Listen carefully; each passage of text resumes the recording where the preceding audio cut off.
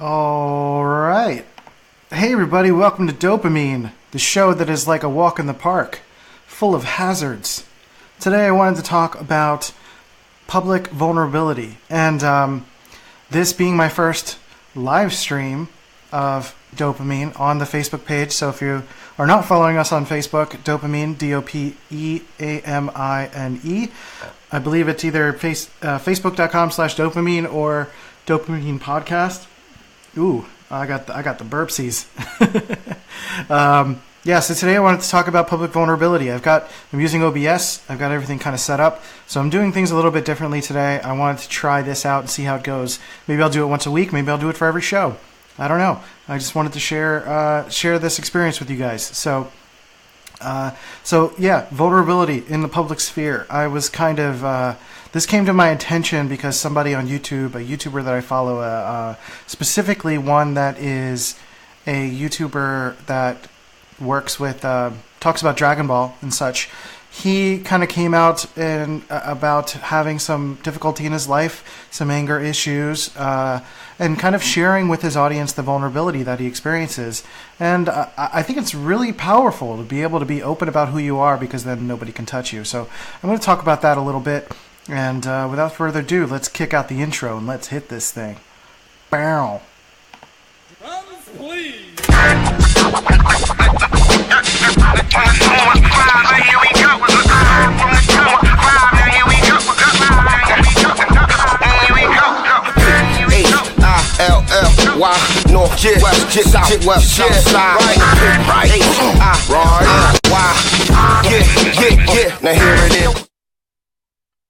Okay, so yeah, welcome to the show.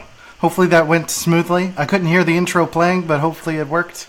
So I just wanted to talk a little bit about public vulnerability and something that is becoming more and more popular these days, being able to be open about who you are, being more authentic, being real about everything that's going on in your life, whether you're dealing with mental health issues, family issues, difficulties in school, difficulties in life in any kind of way.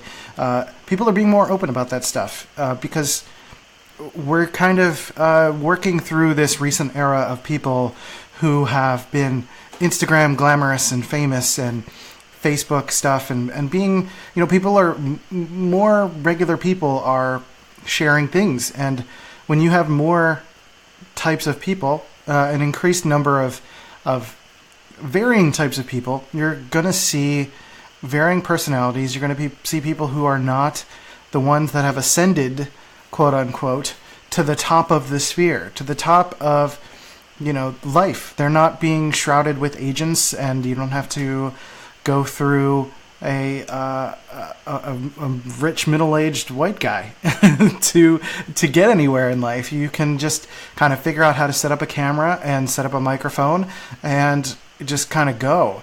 And with that comes the experience of people sharing the fact that they don't know what they're doing. B, they might have some experiences within their lives, mental health stuff, whatever have you, creating a different experience for them. So they want to share that and be open. And that's great. I think that's awesome. I think a lot of people are having a hard time being open, but I think that is where things are going. Being able to be open gives you once you start to own the fact that you can be yourself and be comfortable with who you are, you can really be the type of person that will that is untouchable. If you can get ahead of your faults and get ahead of the things that you're dealing with in life, nobody can touch that.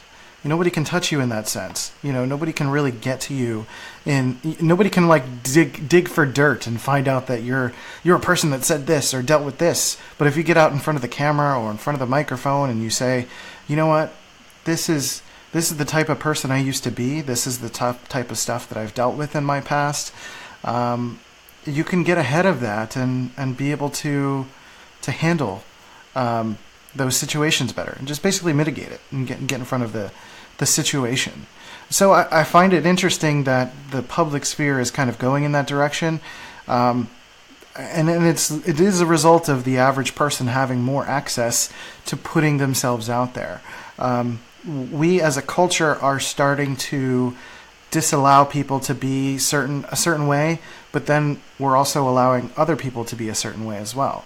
You know, being vulnerable and being open and being who you are is part of the secret sauce for being yourself, for being to business, to connections, to relationships, to being the better version of yourself. Because if you can own your own faults and own your own strengths and own who you are, then you can really push forth towards the things that you want to improve upon. You know, I can never get better if I wasn't the type of person that looked at my past and looked at myself with an honest lens and was able to move forward in a way that allowed me to grow as a person. If I stayed in the same place all the time, you know, I wouldn't get anywhere. That's just not, it's not useful for anybody. So the first thing you have to do is be honest with yourself. And I've talked about this on previous episodes before, where being real and being honest with yourself is really one of the first steps to growth. And it's hard. It's really hard because we have to go through all these filters that we might necessarily, we might not necessarily understand that are there. You know, we might not even understand that we have biases and filters and expectations of ourselves, or that we're putting too much stock in other people's expectations of ourselves. You know, we might not be aware of that. So that's why I have this show, but that's also why other people are being vulnerable and talking. The point of me being vulnerable and talking is A, to have strength in who I am and what I want to share, and B, being able to help other people have that strength as well.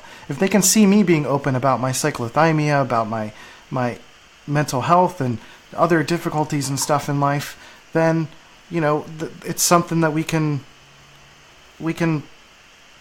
share together and grow together on, and be better. Be better together. So that vulnerability of being publicly vulnerable is pretty amazing. It's amazing, and it helps you to connect with the people that you really want to connect with. You know, if you're an entrepreneur, or you're just someone who is in a new place and you're trying to connect with new people, being vulnerable and being yourself is probably one of the better ways to do it. If you can connect with people who are maybe going through some difficult things in life similar to you, if you've gone through life and you want to be able to help people, maybe you can seek out those people who are needing help, and they could become your friends as well. They could become business partners. They could be people that help you get further in life and could teach you a thing or two as well. So there's a beauty in that. And I'd love it. I think it's amazing. Once I was able to, it's really only within the last year or so, maybe 9 months, that I've been much more open about who I am and what it is that I do and what's going on in my brain, how I think, and what's going on with me mental health wise. It's really just been this new thing for me. It's a fairly new phenomenon. And the doors of life have opened up for me. I've been able to be more honest with myself. I've been more in touch with my emotions, which is not something I've notoriously done very well. I've been able to take stock in what I really want in life and go for it, and to make better connections with people because they understand who I am, or they appreciate the fact that I can be so open and candid about my mental health and my relationships and what's going on in my life. And many people are suffering with similar things, and they just don't know how to approach it. They don't know what to say about it. They don't know where to go and know what to do. So I think it is important for people to continue to be publicly vulnerable and to share things. It's not everyone's responsibility. You're not required to do it. But I do think that if you have a certain level of comfort in talking about who you are, and you understand yourself, and you understand people, and you understand what's going on in the bigger picture, then I think it's certainly a responsibility of many people to be able to speak to those things and to be able to help people in that regard. So this is a really short episode. It's about 10 minutes, but this was a means for me to just kind of test Facebook Live. That sort of humming you hear is my laptop screaming for dear life right now. I've been testing things on my personal page in terms of using OBS and doing live streaming and stuff like that. So I'm hoping to do to live stream on the Facebook page to create an incentive for you guys to go check out the Facebook page. So Dopamine on Facebook, DOPEAMINE. And I'm going to work on trying to get the stream in other places. And this video will be posted on YouTube as well, so look for Dopamine on YouTube. And as usual, you'll hear it on the podcast on Anchor and your favorite podcast platform. So dopamine.life, you'll be able to find your platform there. So that's everything. That's all I wanted to talk about today. I'm hoping to do more shows like this in the future. And just make this, hopefully as we get more people in the chat, there's nobody listening right now live, but as we get people in the chat, I'll be able to bring up a topic, talk about it a little bit, and then get people asking questions, and then I can do it like a Q&A at the end of everything, which I think would be fantastic. So, yeah, without further ado, I'm going to wrap this up, play the outro, and I'll catch you guys later. Peace. Hey, you beautiful human. Thanks for listening to Dopamine. I really appreciate it. If you thought this was a dope show, then you should wait until next week. But also, while you wait, you should go to iTunes and Stitcher and leave a positive review. Positive reviews help me to fill up my dopamine tank. Otherwise, you could send your friends to dopamine.life to listen to the show, or hi, my name is Christian.com to get the latest updates. I'll catch you later. Baby, I'm a fiend, oh, you know you got me going off your dopamine. All I really need is for you to put me on to the recipe, yeah. Ooh, purple flowers, candy showers in the air. You dance for hours as I watch from overhead. It's a my thing, you got me going off your dopamine, yeah.